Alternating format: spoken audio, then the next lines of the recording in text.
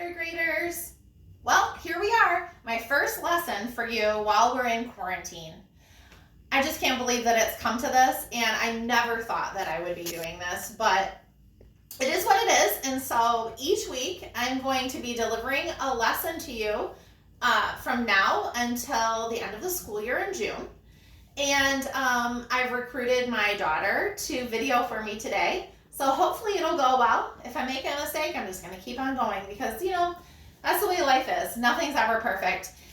So today I'm going to do a writing lesson with you. I looked forward to this writing lesson, to doing it with you in class. I always like this lesson. And for this lesson, I need you to think about some of your favorite places, or maybe even a place that you've never been before. Okay, you're going to be sending me on a trip. Okay, so if you take a look at my paper here, it says, where should my teacher go on vacation?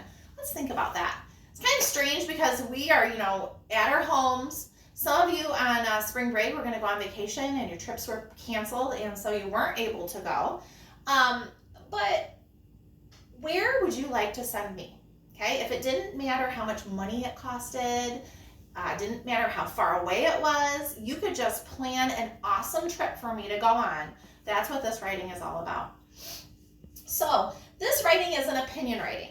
Okay, so you're gonna, take the information that you have in your head, or you can use your computer to do some research and come up with some really cool places that you want to include in your writing. So you're gonna start your paper. In my opinion, my teacher should go to. Okay, so wherever that place is, you fill it in. And on my teacher slide, on the third grade slides that were sent to you, there is a sheet that is for kind of like brainstorming. And I don't know if you would be able to print that or not. My plan is not that you would have to print it, but maybe you could look at it to help you. And it shows how the paper is organized, just like I have here on this sheet of paper. So, in my opinion, my teacher should go to. Okay, so that's a big question. Okay, I know a lot of you have written this year about going like to Splash Universe, or you've written about camping, going to Cedar Point, different places like that. Those places would be fun. Or if you've always wondered about somewhere far away and maybe you've never been there, you could pick that too. If you have access to a computer, you could do some research. Maybe you want to send me to Hawaii. I've never been there, and I like beaches. You could get on your computer and search some places that you could send me in Hawaii. What kind of things would I do? Where would I stay? What would I eat? Okay, so your first paragraph talks about where I should go, and the P stands for paragraph 1. So then we're going to move to paragraph 2. Reason 1. Why should I go there? Okay, so maybe you might say I should go there because there's something really cool to see. And so you're going to write about what is it that I'm going to see while I'm at this place that you've chosen. Okay, paragraph 3 is reason 2. Okay, so this is kind of up to you what you're putting in these paragraphs. If the first one you chose what I'm going to see, maybe this one might be something that I'm going to do. What's an activity that I'm going to do while I'm there? And I could write about that in my third paragraph. Paragraph 4, we need one more reason. Okay, so thinking through, if the first one is something I'm going to see and the next one is something that I'm going to do, maybe my next reason might be, where I'm going to stay. Where would you have me stay? Maybe research some hotels or something. So these middle paragraphs, which we always call the body, are where you're going to explain to me what I'm going to do on this trip. Okay, so I know that all of you have different resources available to you. Some might be able to get on the internet and do some research. Some might not. If you can't, I would probably pick something that you know something about, maybe someplace that you've been, and you could easily just off the top of your head explain those things to me. And then paragraph 5, we have our concluding paragraph, where we have our concluding statement, where we restate our opinion. We have worked so hard this year on introductions and conclusions, okay? So I need you to really think about, our writing time that we had in class. Remember when Mrs. Steeman came in and we spent days on our opening and closing paragraphs. So now you're on your own. So let's see what you can remember.